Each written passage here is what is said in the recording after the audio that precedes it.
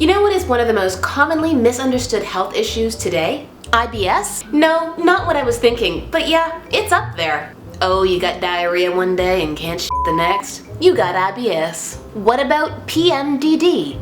Also not what I was thinking, but yeah, it's up there. Oh hail Bob, the patent on Prozac is expiring. What shall we do? I know, let's tell women they got an extreme form of PMS and call it PMDD, and repackage Prozac as a solution and call it Seraphim. The commonly misdiagnosed condition that I'm actually referring to is PCOS, also known as polycystic ovarian syndrome. And today I want to share with you a common myth about PCOS, some tools you can incorporate pronto, and a shot that I want you to swig back on a daily. Oh hell, it's gonna be that kind of episode. Are you ready? If so, let's do this.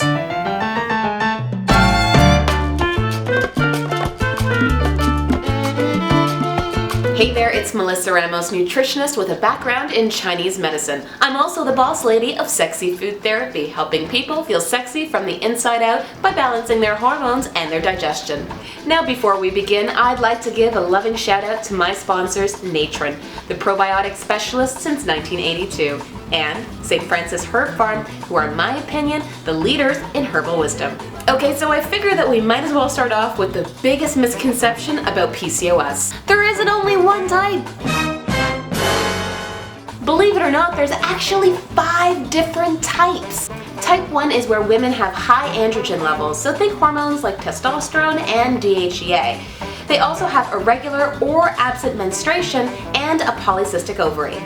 Type 2 is where they have excess androgens, irregular or absent menstruation, but no polycystic ovary. Wait, are you telling me that I can have PCOS and not have a polycystic ovary? Abso-freaking-lutely. Then there's type 3, where there's excess androgens and a polycystic ovary, but no ovulatory function. And there's type 4, where there's irregular or absent menstruation and a polycystic ovary.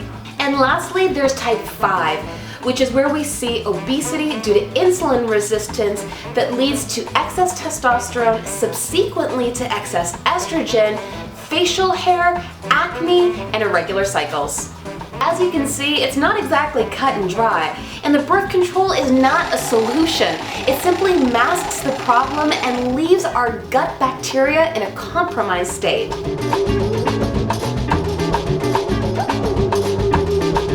Alright, so let's talk about my favorite F word, food.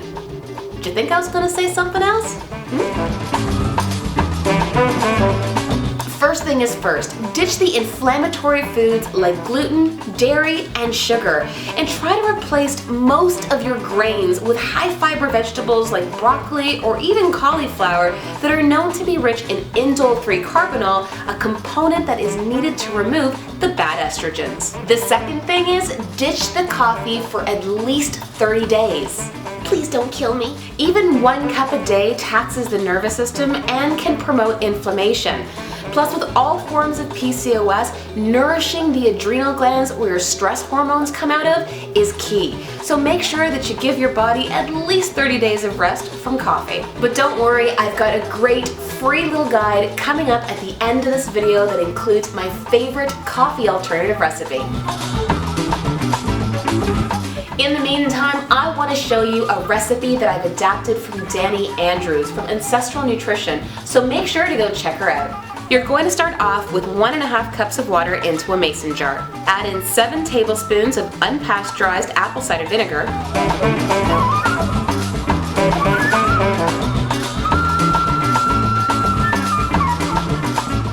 Next, you're going to add the juice from 1 whole lemon. According to Chinese medicine, lemons actually help to move stagnation and dry, damp conditions like PCOS. It helps to promote bile flow, helping to carry out toxins and hormones from the body. Sweet! I mean sour. Well, you get my point. Then add in 5 tablespoons of cold-soluble, grass-fed gelatin. All cases of PCOS are not immune to gut dysfunction, particularly a leaky gut, and gelatin helps to repair it. Next, add in 1 tablespoon of raw honey,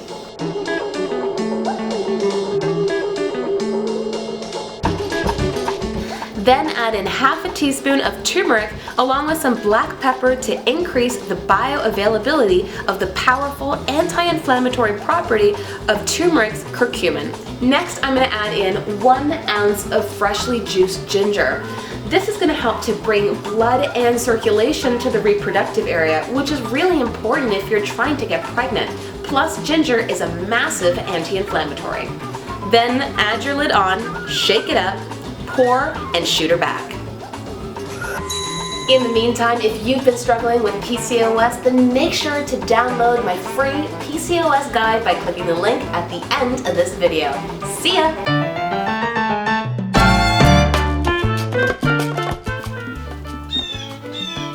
Seriously, birds.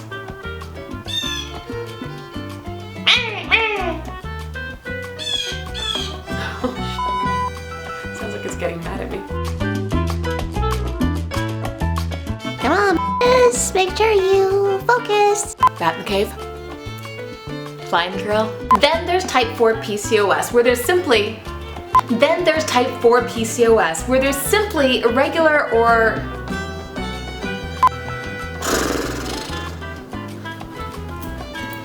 need to shake it out. Got it. Loosey goosey. You got this, girl.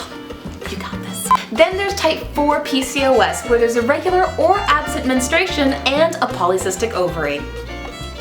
Yes, I got the line right.